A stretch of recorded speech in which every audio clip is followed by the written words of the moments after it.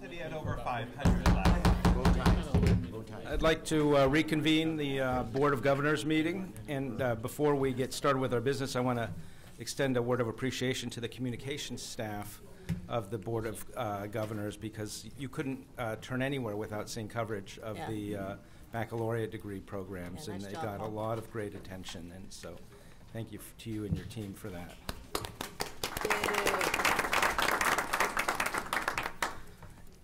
We will move on to item 4.5 in the agenda, which is always something we look forward to every year. I just have a personal note to add to this. It's the Exemplary Program Awards. The first time I ever came to a Board of Governors meeting was 9 years ago today, when I was board president at Pasadena, and we received an award for one of our student programs, that academic advisement for preparing teacher preparation program. And I think the only person that's still on the board, Lance and Gary might have been here. I remember shaking Lance's hand and feeling like I'd really, it was a very special time in 2006 to have had that.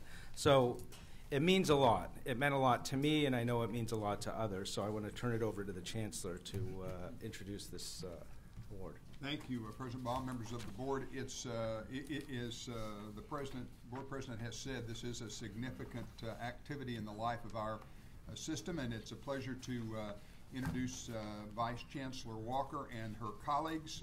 You're going to hear a brief presentation on each of the three awardees, and then right after that we're going to call them up here and give them the recognition they so richly deserve.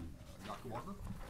Good morning, everyone. I feel like I've been in front of you several times in the past couple of days. It's been a really wonderful opportunity, this board meeting. My colleague, Dr. David Morris, who is the president of the Associated Faculty for our esteemed colleagues across the state, will be offering us this presentation today, but he and I have worked so closely this year on a variety of issues. This is maybe the best thing we get to do, and so here he comes, Dr. David Morris.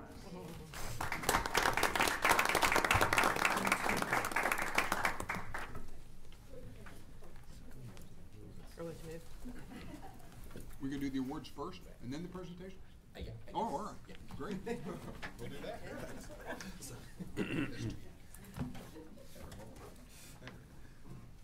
Thank you.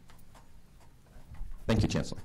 So the Exemplary Program Awards recognize outstanding programs in our community colleges throughout the state.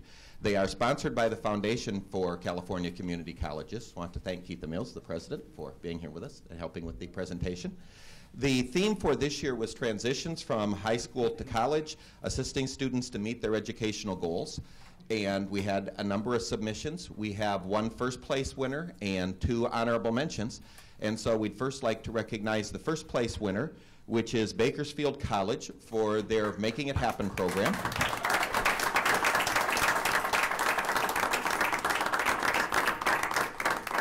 And would like to invite up Janet Folks, Professor of Biology, Sandra Serrano, the Kern Community College District Chancellor, Sonia Christian, the Bakersfield College President, and Stephen Holmes, the Academic Senate President.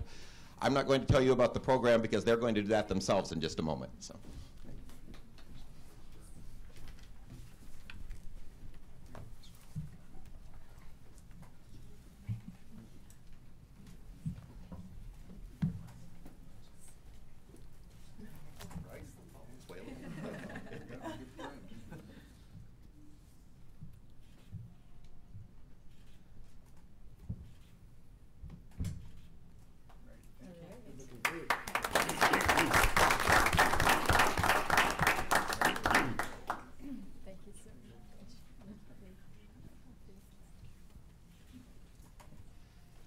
The first honorable mention goes to Los Angeles Pierce College for their Go Days program, and Joanne Zimring, Joanne Zimring Town, the program director, is here to accept.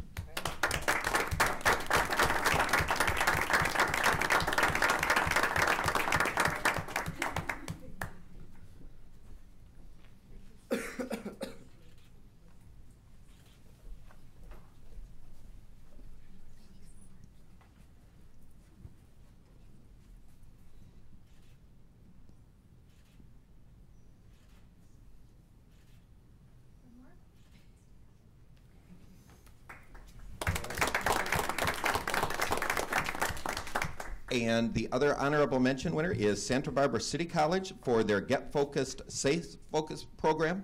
We have Melissa Moreno, the Dean of Educational Programs and Business Division, and Claudia Johnson, the Director of Dual Enrollment, although I'm not sure Claudia has arrived yet. So,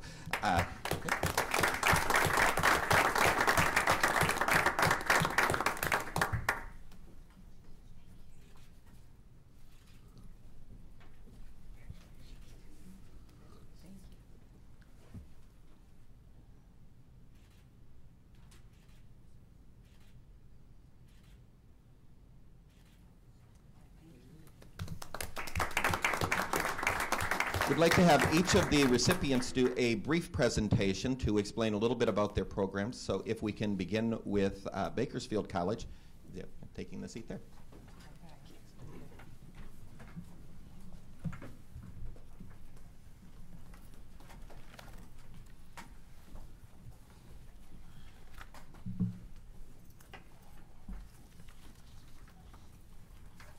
Good morning, honorable members. Thank you for allowing us to come and recognizing our program. I just want to say that I've got a ton of information in the handout that I've given to you, and I'm going to run through it really quickly. But if you have any questions, you can email me or ask me later. And I want to say that this program is really only possible because we have an amazing president, Sonia Christian, who believes in distributed leadership, which is the way that this happened. An amazing Senate president who runs a Senate that is rightly preoccupied with student success, and a terrific number of faculty that have contributed to this program. So first of all, if you would just look at the handout and turn to the inside page, I don't think you can understand our program unless you understand the context of the educational system and ecosystem that we work in. So if you look at the Census Bureau data, you can see there that in Kern County, we have about half the number of BAs that the state of California has, which is 15 out of 100,000. And in some of our service areas, we have 3. So that means for a student going to college, they would have to find, out of 100,000 people, 3 who might have an experience with college-going details. And then if you would look at the graph below, you're going to see that that's something that you wouldn't be very proud of. That's our overall outcomes for our student success from the Student Success Scorecard.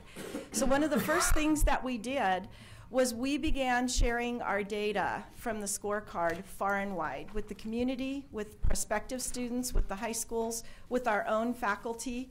And we actually, our president's vision was to have our own scorecard that people voted on. So if you look at the next page, this is just a screenshot of this particular scorecard metric where we asked people to vote thumbs up or thumbs down. So they had to get engaged with the data. And you can see overwhelmingly, regardless of whether you were classified or administrative or faculty, people voted thumbs down. So that made them ready to do something to change it, to make that data go up again. And the first thing we did was we showed a documentary. And I'm not sure how many of you have ever heard of the First Generation documentary. Have you heard of it? It's won a lot of awards, Toronto Film Festival, internationally. It's an amazing movie. We showed it to over 700 people. Turns out one of the students in it was a BC student, and she was one of my students, and another student was a CSUB student. And then the others went to Cal State Sacramento and to City College of Long Beach City College. This is a story that grabbed the hearts and minds of our entire community with 700 showings, and people said we have to do something. So that birthed Making It Happen. But what we needed to do, first of all, with making it happen, and it means whatever the student's goal is, because some of our students in our area don't necessarily want to transfer. And I can tell you this, first-generation students, their parents don't really want them to leave the area. So we began looking at data to see how we could better serve the students, and we were surprised that socioeconomic difference made a big difference in success, whether they were prepared or underprepared. So we knew that we were working with a group of students that were really special. And then if you look at the large black data, those are the CESI benchmarks on page 3. And these data look at a variety of student perspectives and faculty perspectives, and then they judge the school based on benchmarks, and you can see that BC was low in 2 areas: student-faculty interaction and student effort. So the MIH program directed its efforts at actually changing these 2 benchmarks. And so you can see that we've got goals on page 4. There were a lot of them. Our main goal was to help students progress and succeed, but we realized without real transition processes that worked, this was not going to happen. The key factors in our program were that we collaborated with the Senate and we helped to write the multiple measures paper, so we knew exactly what multiple measures was all about. And then we began working with CalPAS to get data, and we were very surprised that in our area, the students begin to fall below grade level in the 3rd grade. So we realized that we couldn't, student progression and completion isn't going to happen just at our school. We've got to reach down into the high schools and the grammar schools. And then we began with the Common Assessment Initiative. We're a school in that initiative, and we're also a multiple measures pilot college. So the secret was this for other schools that want to do it. There is a special program called CalSOAP, California Student Opportunity and Access Program, that CSUs do, where they reach out to high schools, to students that have, that are low socioeconomic, that are first generation, and that are typically rural. And then they matriculate them into the community colleges. And so we said, we're going to partner with you. We're going to take those students. We're not just going to push them into our system. We're going to take them, and we are going to engage them in a new and different way. And they said, great. We've been giving you for the last 3 years about 100 to 150 students. We have 500 to give you for your MIH program. So beginning last spring, we started working with this 500 cohort in order to be able to do special things for them and learn what we needed to do to be able to succeed better. And the first thing we did was we started giving them their placement test on the high school campuses. And it was a problem because our placement test was not web-based, so it was very work intensive. But I want you to look at the data at the top of page 5, and what you will see there is, if you start over at the left, the gold and black represent what level students placed at below transfer level in writing, and then the pink and the red represent what level they placed at in math. And I'm comparing the 2013 results, where we made the students come to the campus and take the test, to their results when we went to the high school and let them do it. And as faculty, what we know is test them where you teach them. They'll always do better. And look at what they did in math. In the previous year, only 3% made it into transfer level math, and testing in the high schools, we had over 12%. So that's a significant change in math, and what you'll see is that all of the numbers move towards higher placement levels. So that was pretty good. 199 students that are now in transfer level math instead of just in college and below college level math, where their credits don't count for much, but they need to learn a lot. And then if you'll look at the little box with the multicolors, these are the curricular changes that we've made over the years. We have accelerated and compressed classes, and we decided that using the multiple measures paper from the Academic Senate, we were going to place them based on the work that they'd done in their high schools with a little bit more authority than the authority that we gave the test. And I think if you read the paper, it's a really important point. And you will probably hear Long Beach City College say this over and over. Testing predicts how well students do on tests. Classwork predicts how well they'll do in a class.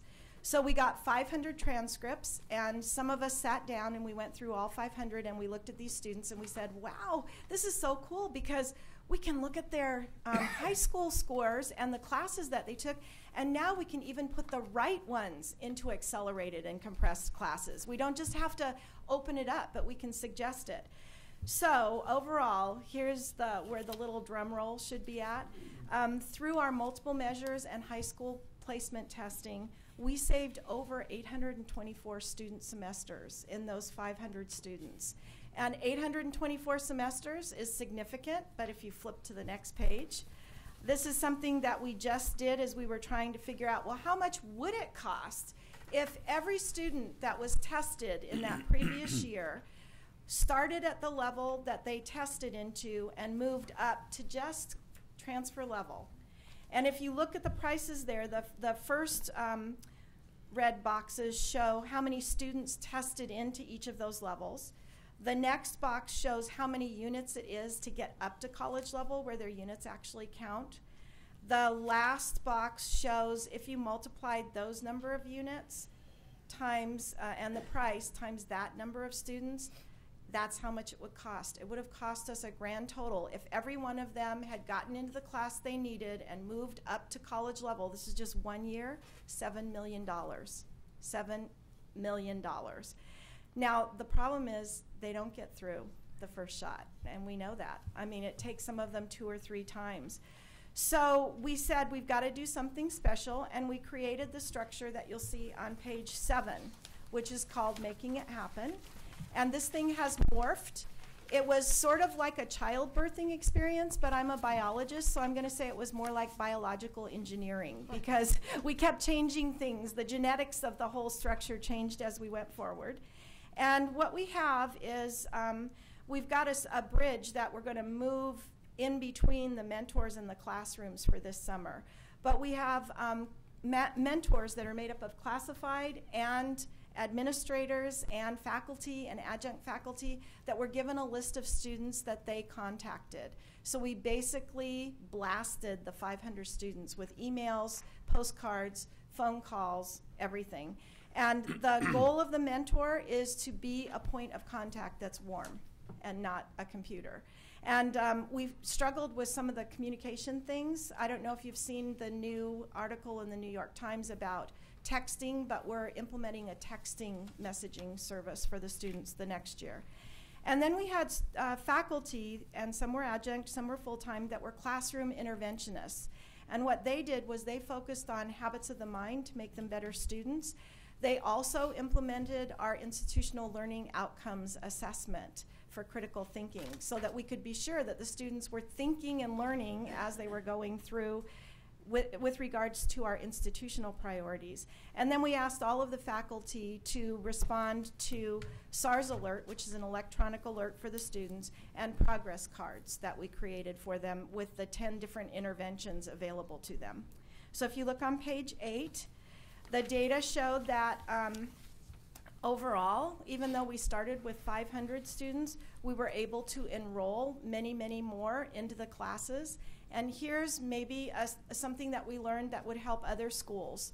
Our Achieve the Dream data showed that if a student took math their first semester, they were more likely to succeed. If they took English their first semester, they were more likely to succeed.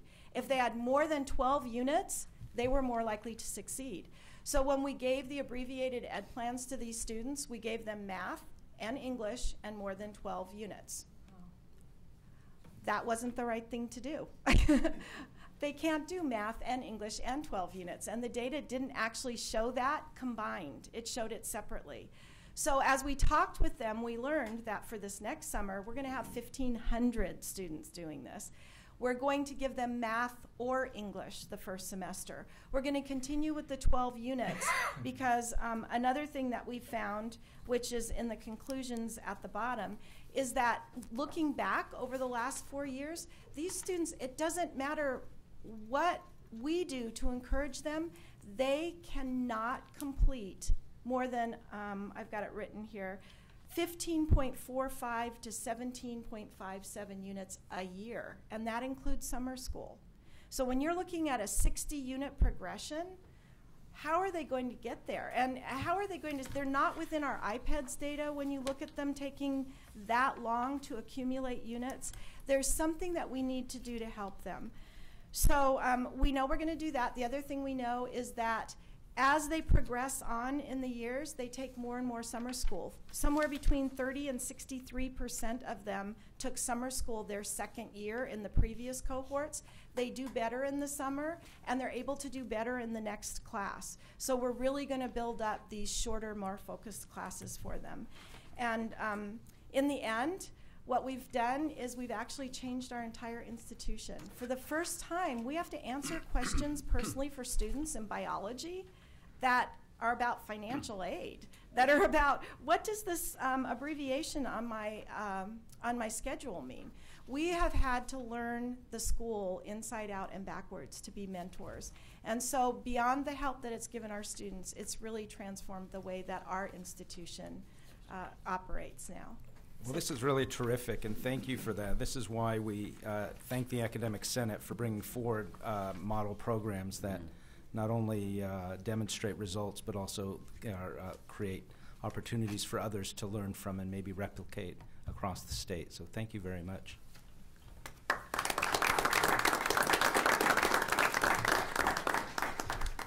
I'd like to ask to come forward the first of our honorable mention winners, Los Angeles Pierce College, and Joanne Zimringtown. I wasn't as proactive, so I'm going to go ahead and give you guys my handout.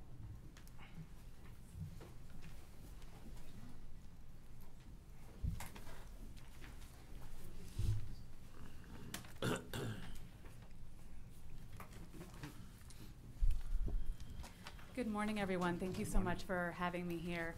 As mentioned, my name is Joanna Zimringtown, and I'm the Director of New Student Programs at Los Angeles Pierce College and the architect of Pierce's New Student Conference Go Days, which we are presenting on today. I'm very honored to be here today to receive this recognition from the California State Academic Senate on behalf of Pierce College.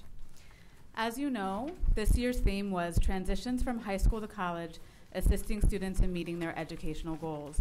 This is a topic that Pierce has been thinking about for many years as we work to improve the short-term and long-term successes of our students. Many years ago, Pierce launched a summer bridge program for our students coming directly out of high school who placed into developmental classes. This summer bridge program pairs an English class, a developmental class, either 1 or 2 levels below transfer level English, with our counseling college success class. Students take this class in the summer, and then they're guaranteed certain classes like their next level of English in the fall, and extra supports in terms of counseling support and whatnot in the summer. And over the past 6 years, our summer bridge students have consistently shown higher levels of retention, persistence, and completion. And so as we looked at our summer bridge data over the years, and also we are in Achieving the Dream College, and looked at our Achieving the Dream data, we wanted something that we could expand more campus-wide, as well as something that really focused on that transition, that entry-level point from high school to college, or for our non-high school students. Pierce is a very traditional college in that we do a lot of our new students are coming directly out of college, out of high school. But of course, we do still have many students who either don't have a high school diploma or GED, or it's been many years since they received that and are coming back to school. So we wanted something, Summer Bridge really focuses on our out of high school students. We really wanted something that would focus on our new students at large. And we came up with this idea in 2011. So we didn't have any money. So we had to find something that could reach a large number of people, but that was relatively low cost. So as we saw success in our Summer Bridge program and expanded it, we also refined what we felt were the key components students needed to start strong at Pierce. And we refined those as early access to information, opportunities to engage with peers and faculty, meaningful interactions with counselors, and a sense of community. And we found that those key things helped our students stay engaged throughout their time at Pierce and improve their successes. So we identified the need for a low-cost intervention that could reach many incoming students and provide them with these much-needed supports for our incoming students. Go Days, which stands for Get Oriented, Get Organized, and Get On Board, and I have to confess we did steal that name. We actually stole it from an Achieving the Dream conference, our very first Achieving the Dream national conference that we went to. We heard about something similar, and we liked that name, so we co-opted it for ourselves, if you will. We identified that as a unique way to help our students transition to college without additional staff or significant budgetary resources. Students have the opportunity to get many of the workshops we offer throughout the year on successful habits, study skills, transfer requirements, course selection, financial aid, and major selection in a 2-day conference prior to the start of their first semester. In addition, students are able to engage with professors, support staff, and fellow new students, and make connections that promote success throughout their academic career at Pierce.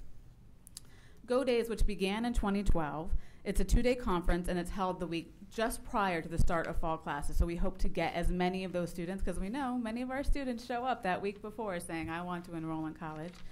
And the planning and implementation includes a collaboration and faculty of staff from around the college, which is really what makes this unique. It's not just a student services intervention. It's not just an academic affairs intervention. We do have a planning committee that's made up of administration, classified staff, student services personnel, and academic affairs personnel. And in 2014, which is our most recent Go Days, we welcomed over 1,000 new students to attend workshops on campus, get educational planning services to help us meet our SSSP goals, learn about financial aid, which you know is a huge issue for our students, and most importantly, connect with faculty. We had a lot of fun ways that students could connect with faculty to help kind of demystify the college professor process and hopefully help them feel more comfortable than during the semester with seeking guidance, seeking help from their faculty. They explore major choices, take campus tours, and network with fellow new students. Since its inception, the number of students attending Go Days has increased each year, and the data consistently show that students who attend Go Days have higher levels of persistence and retention, along with higher grade point averages and number of completed units as compared to new students who did not attend Go Days. In your packet, on the second page, you will see some our data set for the 2013 cohort. We obviously don't have our data set for the 2014 cohort yet. Note that students who attended Go Days in 2013 had a 1-year persistence rate, fall to fall, of 72%. And this is compared to just 48% of our students that did not attend Go Days. So that is a huge increase. In addition, students who attended Go Days in 2013 had completed an average of 5.5 more degree applicable units by the end of their first year. And we know that every unit counts, so that 5.5 is quite a lot. Qualitatively, students responding to a post-event satisfaction survey reported high levels of satisfaction, with 100% indicating that they would recommend attending Go Days to fellow new students. So we really were very proud of that. In addition, the conference brings together faculty and staff from around the campus to support our new students. In 2014, over 60 faculty and staff members volunteered during the 2-day conference to welcome students, present workshops, and provide major information. The faculty and volunteers, staff volunteers often report that participating in Go Days gets them excited about the coming academic year and is a catalyst for renewed investment in student success. So it gets them really jazzed up for coming back to campus and re-engaging with their students. Go Days has become a signature event for Pierce College and one that the entire college community supports and takes pride in, which is really wonderful. And we hope to expand Go Days as we build it into our comprehensive new student program, and as we hope to have every new student attend Go Days. And if you'll look in your packet, in addition to the data set, we also have our program from last year, our agenda. And so you can kind of get a sense of what the students do. And we have changed that dramatically over the years. Every year we really take a look at what has worked and what hasn't. And last year we changed some things by starting the day with an orientation, because one of the things we learned is that our students, our new students, don't really know what a conference is or sort of how to attend a conference. We made some assumptions about that initially, and so the orientation that we have at the beginning is really an orientation to the day. It really says this is what this day is going to be, and this is how you can attend it and how you can get the most out of it, that little 20-minute orientation. We also added a speed majors session last year, which essentially is what it sounds like. It's sort of like a speed dating, but it's all about majors. So they get to learn a little bit about a lot of majors to help them make that major decision, kind of whet their appetite, and then they get resources for how to get more information and maybe try some classes or meet with the faculty advisor and such. And finally, we ended the day with a party with your professor. And that was our intent, to help the students in a very informal, non-threatening way just interact and engage with faculty members, and that was a really fun day. This past year, we were also able to give every single student an I Am Pierce College t-shirt, which has really helped form a sense of community, and it's great when we're walking around campus to see students wearing their I Am Pierce College t-shirt. And another thing we changed this year is we do allow students to pre-register, but we weren't seeing a lot of students that pre-registered weren't showing up. So this past year we actually called every single student that pre-registered, about 700 students. A faculty, administrator, or staff member called them personally, welcoming them to Pierce and inviting them to come to Go Days. And we've had over a 70% show rate of our pre-registered students. Well, so that's fantastic. saw Thank some you great so things. much for sharing this Thank you. information, and congratulations to Thank you you and very your much. colleagues for that.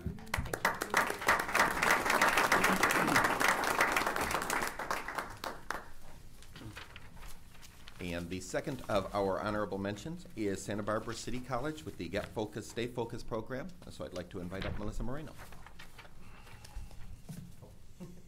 And Claudia Johnson, who has arrived.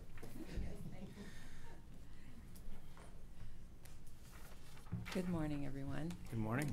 I'd like to take a moment to thank you for doing these exemplary program awards, because it means something incredible to us, and I think it's very important to recognize programs across the state. My name is Melissa Marino. I'm the Dean of Educational Programs overseeing business, entrepreneurship, and dual enrollment at Santa Barbara City College. And I'm a personal beneficiary of the dual enrollment program we have at the college, because my daughter went through the program and earned 18 college credits, which has saved me at least a semester of college tuition. So that's just one reason why our dual enrollment programs are so important, because the students do have access to a college experience in high school before they graduate. Our program is very robust and complex. We work with 30 academic departments on campus to offer dual enrollment courses in the high schools. And an outcropping of our dual enrollment program was the Get Focused, Stay Focused initiative, and which touches every single high school student. And this couldn't be possible without a robust partnership with our K-12 partners in our community, who have adopted a 10-year plan for graduation, which requires every single freshman to go through our Get Focused, Stay Focused program. So we're reaching every single high school student in our district. And so I'd like Claudia Johnson, my colleague and our new director of our dual enrollment program, to say a few words about that particular initiative and our program in general. And her first day in October, she learned of this award. So it's very auspicious for our program and our new dual enrollment team. Claudia? Thank you. Yes, it was a great, I couldn't have hoped for a better first day on any job I've had. So thank you so much. Good morning. Thank you for this extraordinary honor. I'm thrilled to receive this award on behalf of our program, but I also have to acknowledge that we're celebrating the work of my predecessor, Dr. Lauren Wintermeyer. She is a champion of Get Focused, Stay Focused, and her vision for this program is what has me and us here before you today. And it's so inspiring to join a program and receive this recognition so early on to my tenure as director, because I'm still introducing myself to our high school partners as the new Lauren. So it's been a very exciting time. It's also a reminder of what can be accomplished when one is committed to creating those small steps that will lead to long-term solutions to the challenges we face in education and that our youth are facing in our state. Like Melissa said, our dual enrollment program represents true access. Every ninth grader in our region can call themselves a college student through our freshman seminar program. It's a 3-unit college and career exploration course that the ninth graders have to take, and like Melissa said, it's now a graduation requirement for all our local high schools. And when the students conclude freshman seminar, they'll have conducted an in-depth and personalized, really important, personalized analysis of what it will take to support the lifestyle they envision for themselves. So in Santa Barbara, where housing prices are ridiculous, students come in and say, I'm going to have a 5-bedroom house. And this course takes them through what that means, how much you have to earn, what kind of jobs will you need to look for, what kind of career, what is your life going to be like, and what do you need to do to support that lifestyle. So it really encourages focus because there's a goal. And then it includes modules in financial literacy, goal setting, and research and problem-solving skills. I spent many years teaching in adult high school and GED before becoming director of dual enrollment.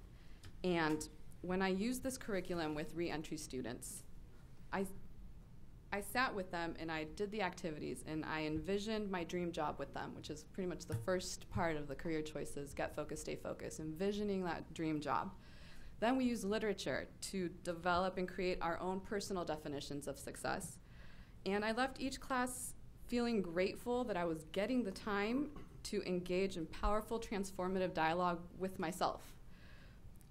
The activities were just as relevant for me, Claudia Johnson, mother, educator, artist, soulmate, as they were for Anna, the 60-year-old grandmother from Florida who's trying to inspire her grandkids not to drop out of high school by getting her high school diploma, or for Stevie, who, young single parent trying to be more for her daughter and a better example. Every educator I meet through Get Focused, Stay Focused says the same thing. If only I'd had this in high school. I wouldn't have changed my major 5 times in college, or graduated with a degree and no idea what to do with it. And so we're really excited that the future holds so much promise when every single one of our freshmen is leaving college, having worked on their 10-year plan over the course of 4 years. They're leaving college with time. We've given them time across those 4 years to really ask themselves those questions, to engage in an ongoing dialogue with the tools they'll need to face each challenge, and the problem solving and research skills to really troubleshoot as they go and as they change and as their plans develop. So they leave the high school with the ability to meet each challenge and developing a plan B or a plan C, when they finally enter that Santa Barbara housing market, and have to retool and rethink. Now, with the curriculum in place at all the high schools, the future really is brighter for all of us. And because of a result of the Get Focused, Stay Focused experience, most students will not end up ever seeing the inside of an adult high school GED classroom. And even though that was my job for many years, it's definitely a job I think we'd all be happy to see go away if we had less dropouts in our communities. So the high school's experience, what's the benefit of Get Focused, Stay Focused for all of us? We talked about what the students get. The high schools experience greater student persistence, higher A through G completion rates, and higher academic indicators across the board, and a decrease in disciplinary cases. The college gets incoming freshmen who have completed a 10-year plan. They come in knowing what the first 2 semesters are going to be of their courses, so our counselors are really happy about that.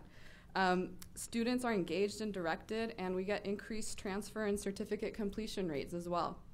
And then our local parents, who talk to me constantly about this course, get the rare experience of having a teenager come home after their financial literacy module to say, "Thank you so much, Mom and Dad. I had no idea how expensive this was." It is a true win for all our stakeholders. In addition to the freshman seminar program and Get Focused, Stay Focused, our students in dual enrollment can participate in our academies. While in high school in the Santa Barbara area, a student can become a certified nursing assistant through the Health Academy. They can compete in national robotics competitions in the Engineering Academy, or build an electric vehicle that tours all local green festivals through our Automotive Tech Academy. Train in Culinary Arts Academy, develop and sustain a small business venture in our Entrepreneurship Academy at 2 sites. And they can book jobs with their portfolio from the Multimedia Arts and Design Academies, and all this while still in high school. These options and more account for 200 course section offerings per year. 10% of the 2,000 dual enrollment students we serve each term are completing courses on the college campus, not just at the high schools. When I attended my first college fair as dual enrollment director in October, I was explaining dual enrollment to a new to high school dad at our booth. A not so new to high school dad approached him with some encouraging words about dual enrollment, and he said, "My kids took 150 dual enrollment courses." So they took 150 college courses while in high school.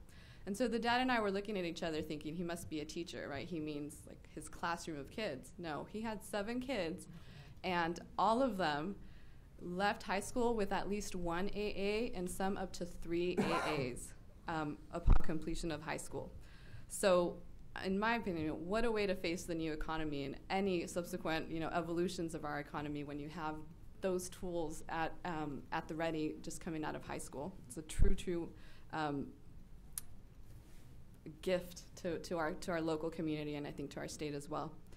So I want to close my brief overview of our program for you with the story of a dear friend of mine, a teen mom 20 plus years ago, going to continuation school while pregnant, having her child while in high school. And she comes to me now and says, I'm so happy you're working with dual enrollment, and I'm so happy that it really is true access for everybody. It wasn't until I was in continuation school that I had a chance to do a dual enrollment class that the idea of being a college student even entered my reality, my world, what that meant. Fast forward 3 children and several degrees later, she is now a tenure-track academic counselor at Santa Barbara City College. This program truly equals access for every one of our high school students, and I cannot thank you all enough for the recognition and the visibility that this award provides to the initiatives we champion in dual enrollment at Santa Barbara City College. And if any others in our system are inspired to develop similar programs for their communities, then we are doing our job. So thank you so much. Thank you very much. It's a success of programs like yours that we're also advocating for legislative support for additional concurrent enrollment programs too. We are watching that carefully. Thank you. I'd like to again congratulate all of the winners, to thank the foundation again for supporting the awards, and to thank the Board of Governors for allowing us the time for the presentations. I've been told that we would like to call the recipients together forward one more time to do a group picture of everyone, if that's okay. Thank you. If all the recipients could come forward.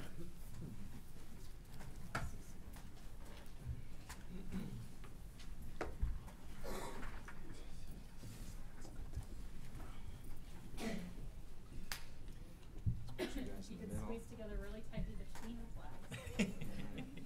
As close as you can get.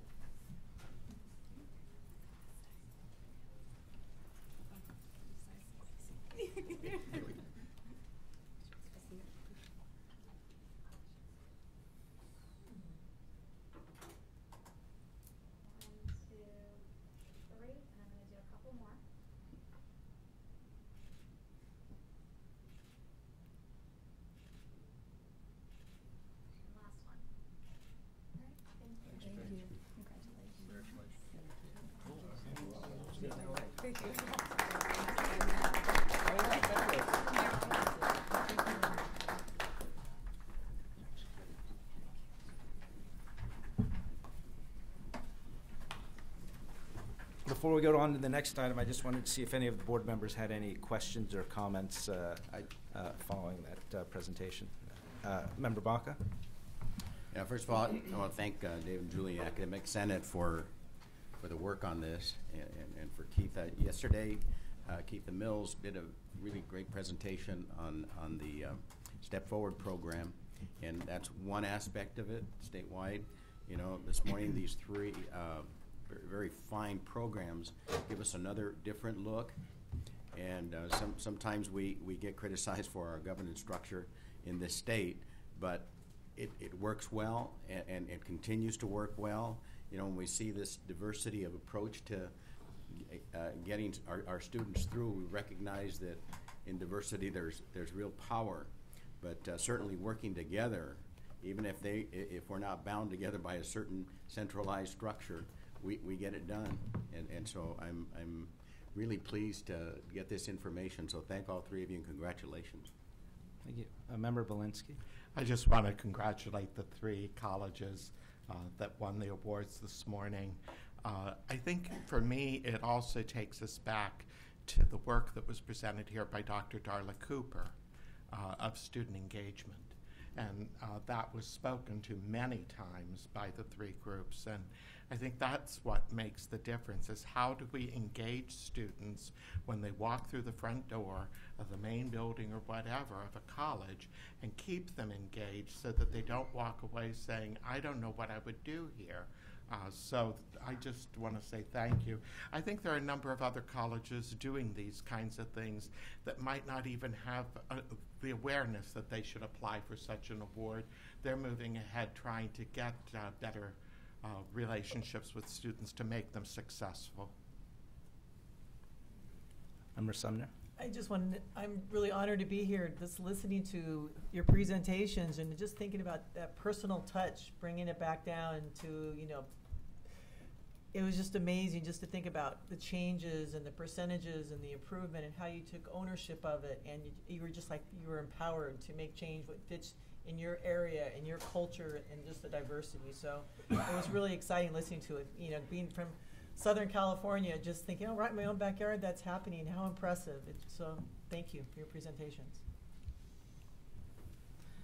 Well, thank you, board members. Thanks to the Academic Senate again. We'll move on to our next item, board member reports. And so we will start with Member Epstein. Thank you. I had my Rules Committee staff briefing yesterday, so that was interesting and fun, and helped me learn a lot more about the system, which was valuable. I also attended the conference in the desert, where I also attended a lot of sessions and learned quite a bit there. So I feel like I'm getting more engaged and enjoying it. Thank you, Member Van Loon. Yeah, so I've been quite busy the last 2 months. I also attended the CCLC conference. It was good to meet a number of Board of Trustees members as well as faculty and administration there, and learn in the sessions as well. Gave me a very wholesome perspective of what's going on around the system. I also attended the last two state student senate meetings, the SSCCC meetings, the December and January meetings. I'm loving the developments that are happening there, and I've been able to develop a number of working relationships with a number of their members. And lastly, last Monday, I conducted a visit at CCSF to truly get a perspective on the depth of impact that the whole crisis has had on the students, and particularly the student leaders. One thing in particular I'd like to note is that the decrease in enrollment, the substantial decrease in enrollment, has impacted the associated students there quite drastically. Their budget has been cut by 25%. And over there, their structure is that the associated students actually fund the resource centers for certain underrepresented groups. And so one thing that I want to articulate to them is that we here are dedicated to continuing the stabilization of that college and increasing that enrollment. And one thing I want to encourage going forward is a very collaborative transition plan in which Dr. Agrella, Chancellor Tyler, and the local Board of Trustees truly involve the constituent groups within the process, so there's a wholesome perspective, and they can also understand the depth that this has affected the students, and particularly the student leaders, because they are tasked with the role of providing students vital services such as these resource centers. And I'd love to see an increase in that enrollment coming very soon. I think we all would. So thank you. That's my report. Thank you. Member Avalos? Yes, I'm also going through the process of confirmation, and I want to thank Vince and his team for doing such a great job. I've been really impressed with the detailed texts and emails I give at all types all throughout the day and even in the evenings. And Vince has been really supportive, just being accessible. So I'd like to compliment him and his team for that. Other than that, it's been a couple weeks ago, I attended the legislative reception. It was a good opportunity to meet members of the Assembly, some members of the Senate of California. I'm coming back actually with my daughter's 4th grade class January 28th. And so we're going to do a little tour of the Capitol, and we're going to meet our Assembly person from our local area. So looking forward to that. Thank you. Member Sumner? I've also been busy with the confirmation, and it's amazing, and just the support staff that we have up here is amazing. One of the wonderful things I had opportunity was to go to Senator Lou. There was a bunch of Christmas parties. All the politicians always have Christmas parties. So I got an opportunity to go to Senator Lou's, Mike Gatto's, and Antonivich's, and Scott was there at 1 or 2 of them, and it talks about education. When they get up there and they speak, they talk about their importance of education. And with going to that, it just made me think about how things have changed at the community college level, especially with some of the veterans. And then I went to a veterans barbecue. This last weekend was the anniversary of Desert Shield Storm. And it was just amazing to think how it's changed in 25 years from the GI Bill, from the Guard and Reserve, to now it's really about the GI Bill getting more veterans going to colleges and vet centers. And just to be there, to be a part of that, and listen to their stories of some of them with their challenges. They were failing, they have PTSD, and just to see their success from a therapy dog being there, that now he can take his therapy dog to college and is going there, and the educators getting educated on PTSD. So to be a part of this board and making some of these changes and implementations, it's amazing. And then also I forwarded this to the chancellor, that there was 26 inmates that walked in for their GED through charter school down in Pitchness, I guess, Center Detention Center. So that's huge. So I thought Scott would be really proud of that. And the fact that now in prison that you're getting people that are graduating and doing their GEDs. So it's just, I'm proud to be here, and thank you for all your support. Thank you. Member Baca, past President Baca. Thank you. You know, since the last meeting, let's see, we've had a few things happening that we participated in, specifically the Vet Summit. So that, again, David Lawrence and Linda Michalowski and everyone involved in that, great job of organizing it. The attendance was excellent, and participation, and it's a great way of getting information. You know, we talked about best practices, and it's really an annual, become very much an annual event. Next year, actually, it's not going to happen this year. I think we're looking at moving the date maybe to March of 2016. It'll be down in the LA area, and look forward to, you know, again, engaging everyone that's working with veterans. So it's so important, and we continue to do some really good things in the field in support of our student veterans. And then I will be attending the ACCT this coming month with a number of us who are going to be there. And Vince is doing a great job of organizing us and you know, placing us, you know, at the appropriate places, the needed places in Washington. So I'm very much looking forward to that.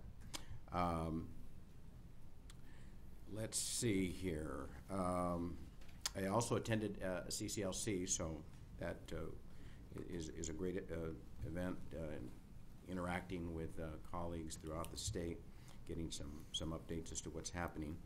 I also attended an event that is sponsored annually during the Christmas time by Land of the Free, which is one of our sponsors for the Veterans Summit, and they are strong supporters of veterans work that's being done by in support of veterans, and they're also very supportive of the community colleges in the area in the San Gabriel Valley. So, you know, they provided a lot of needed funding, a lot of support there. And lastly, I just want to thank the governor for very strong support in the budget. We faced these dry years or low years in funding, but you know, the work that we have done over the last few years is being recognized, and I think that the governor's budget is evidence of that. Okay. Thank you. Thank you. Member Izumi. Well, thank you very much. I also had the opportunity to attend the Vet Summit with Member Baca, and it was an incredibly inspirational event. I must say that the first speaker, our keynote speaker on the first day, was a young man who had gone through incredible trials with, after coming back wounded several times in Iraq, and faced drug challenges, other types of personal challenges in his life, and yet despite that, it took some time, but he was able to overcome those, and is now a spokesperson for people with those types of challenges facing their lives. And it was an incredible inspirational story for all of us, and I had the great honor of being able to sit next to him you know, before his presentation, and talk to him personally about his time there. And so, you know, it's the type of thing that you know, for those of us who have served, you know, it really hits home. So I also want to say, as Member Baca mentioned, that I also had the opportunity to attend the League conference. I want to especially thank President Jeff Baum for giving us, myself and Member Budnick, the private tour because we had to leave, I think, early. And so we were given a private nighttime tour of the Annenberg estate. And so that was a really fabulous thing for Jeff to do. So I appreciate that. I will say that the only thing that happened that made me worried a bit was when the security detail came out to see who were we as we were walking around in the pitch dark. And so, but anyway, that was a great event, and thank you again to Jeff. And also too, the other thing that I did since the last meeting was to attend the board of directors meeting for the foundation, which was as you saw from yesterday's presentation by President Mills, is evidence of the type of work that the foundation is doing. And so it's a great honor to be on that board of directors and to be able to have some input into all the activities that the foundation is engaged in. So I will say that then finally, with regard to all the holiday parties, probably the best holiday party I attended was the foundation's party. And the best present that I got during that whole season was during the White Elephant contest there, and I was the one who got the hot dog toaster. So thank you for the foundation for that. Thank you, Member Azumi. Member Hawkins? Thank you. I'd just like to remind everyone out as they're traveling the state to remind the districts to have their applications for the Classified Employee of the Year Awards. That deadline is rapidly approaching, and we'd like to see our 72 candidates for that. I'm an optimist on that one. I would be remiss, I'm hoping that Member Azumi and Member Reed are reappointed, but in the case they're not, I really wanted to thank them for their service and for being my unofficial mentors on my tenure of the board. They really made the partnership here and process easy to do. So thank you for both of you. Member Belinsky? Thank you. I also attended the CCLC conference, and I just want to say thank you for that, because it's one way to stay up to date by going to a statewide conference, and clearly it also provides the opportunity to reconnect with people that you don't see all of the time, but that they do come to these conferences, and still to build those relationships. I also want to say it was great going to the Honoring the Legislature evening, and I want to thank Vince, especially our Vice Chancellor, Vince Stewart, for letting me bring along 3 colleagues who really had a great time talking with legislatures, even talking with the governor. And I'm looking forward to the National Legislative Summit. I do think that will be a good experience and a good opportunity to be even better informed. And I am hoping that there will be some information provided on the reauthorization of the Higher Ed Act. And at the end of my report, I'd like to just say thank you. Thank you to all of the vice chancellors, especially those that I email and ask for some information, and very readily I get the information back. I just need to say thank you for that. But I'd like to do 2 special thank yous. I'd like to thank Karen Gilmer for all of the hard work that she's doing and how much she's taken on. It's remarkable. Thank you, thank you, thank you. And I have to say thank you to our new Vice Chancellor of Student Services. I was wondering who was going to fill Linda Michalowski's big, huge shoes. And then I got this email, and my mouth dropped because I know Denise, and it was like, wow. Somebody that's got that long history of service in student services and experience, I know that we will move forward very well, and I thank you. Thank you, Member Belinsky. Member Reed? Well, recently, after 6 or 7 years, and I'm glad Keith is in the audience, I had to resign from the foundation board due to a conflict of interest, which was good for me, but I'm sorry to have to leave the foundation board. And I think Lance spoke to it yesterday, but the progress that the foundation has made in the last number of years is just incredible under her leadership. And I want to thank her for the time on the board, and I hope that there's some interest on the board members' parts to participate in taking my place on that board. It really is a support group for this foundation and all the good work that we do. So thank you, Keitha. Vice President Estolano. Okay. Also attended the CCLC conference. It was great to get to connect with members of the trustees from around the state. That was really a wonderful networking opportunity. I too am going through the Rules Committee confirmation process. Another shout out to Vice Chancellor Vince Stewart. You're doing a great job supporting all of us and keeping us well informed and helping us navigate through the process. I have to say that the 23 detailed questions we received, it's been an opportunity to learn a lot more about the system. So I thank the Senate Rules Committee staff for providing us that tutorial on the community colleges. I had my interview on Friday. I think it went pretty well. I guess we'll find out when we go to the Rules Committee, we hope, on February 4th as en masse, all 5 of us. Also had a chance to sit down with Lucia Robles, who's the interim Dean for Educational Support Services in the LA Community College District. It was really a great opportunity. She has a great background also in career and technical education, so it was a great opportunity in an informal setting to get to understand her current role, how that works when the rubber hits the road, and then also some of the challenges and opportunities in CTE. Along similar lines, I had an opportunity to sit down with Richard Verchez, who's the Executive Director of the Los Angeles County Workforce Investment Board, and really spend time talking to him about how he sees the WIB funding stream working more collaboratively and more supportively with community colleges, and encouraged him strongly to be actively involved in our task force. And then finally, last night, Board Member Vaca and Board Member Avalos and I were able to go to the Latino appointees reception for the governor, which was a lot of fun and jam-packed. The governor was in rare form, giving his remarks, mentioning community colleges. It was also just a wonderful opportunity to talk to other Latino appointees who are really focused on community colleges. So I had a couple come up to me and ask more about our, obviously, 4-year baccalaureate. That was the talk of the day among the appointees across all different boards and commissions.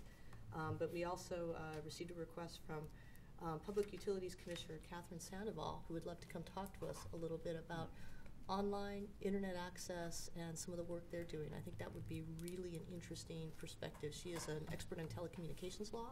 She's a law professor at the University of Santa Clara, and is very focused on expanding access to high-speed internet, and sees the close relationship between that and the governor's interest in an enhanced online curriculum.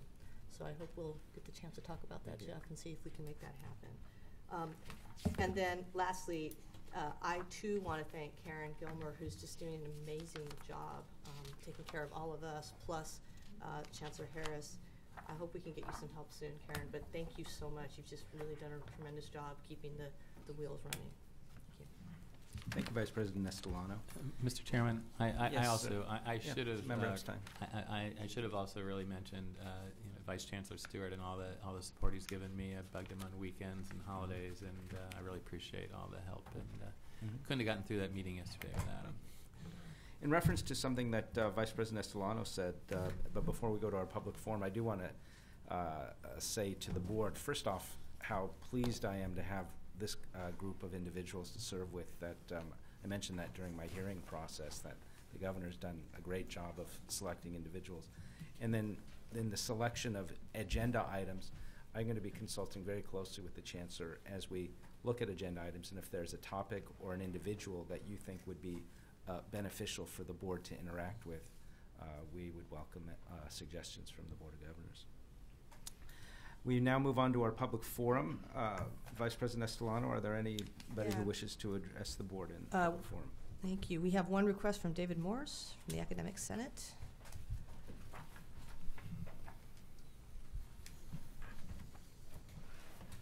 President Baum, Chancellor Harris, and members, I just have a couple of very brief comments that I would like to make. First of all, yesterday you talked about the tremendous success that we have had and progress we've made with the associate degrees for transfer, and Vice President Bruno and I were kind of singled out and thanked for that, and I just feel compelled to come up and note that if anyone is going to get credit by name for the progress that we have made there, it really should be my predecessors, Jane Patton and Michelle Pilati, who did an amazing job of really pulling this whole system together in the first place. But honestly, I'm not certain that anyone should be thanked by name, because this has been the most supreme team effort that I have ever seen in terms of making that progress, from discipline faculty, from curriculum chairs, from local academic senates, curriculum staff, and Chancellor's office as well. So again, just appreciated the recognition, but again, I think there are others who really probably deserve it more. The other points that I wanted to make very briefly this morning, I passed out to all of you 2 items. One is the most recent issue of our publication, The Rostrum. At the meeting at Foothill in November, I gave you the previous issue, and several of you commented that you appreciated that and were interested, so I hope to make that a habit of getting those to you, and so you have the most recent issue there. That's it, yes. And finally, I also left for you the program, the draft program for our Academic Academy. That will take place in Costa Mesa on March 13th and 14th. Our Academic Academy is our institute that changes in theme every year, but this year the theme is equity and the student support plans. And you can see I put on the agenda there for you the titles of the various different presentations and breakouts that we will be having. I do have a more detailed program if any of you are interested with actual explanations of the breakouts, but that's about 10 pages long when you put all of that in. So I thought I'd give you the abbreviated version unless you want the longer one. And I just want to let you know that you would all be welcome. Any of you who are interested in attending the Academic Academy, who would like to come and see what we're doing, who are interested by those presentations, please just let me know, and we would be very happy to have any of you or all of you join us. Okay, thank you. Thank you. President Baum, we have one other speaker card. It's Beth Erickson.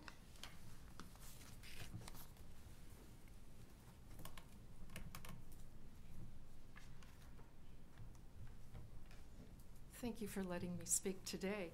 I'm from City College of San Francisco, and I hope the light is at the end of the tunnel. I'm speaking for my particular program at Civic Center.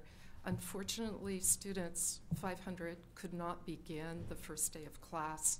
We had to turn them away at the door without very much warning.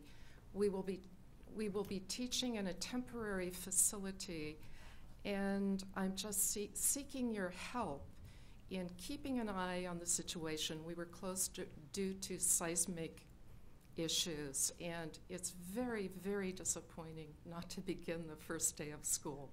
We will begin 2 weeks late, or actually 3 weeks late, at an alternate facility that really isn't suitable for 500 students.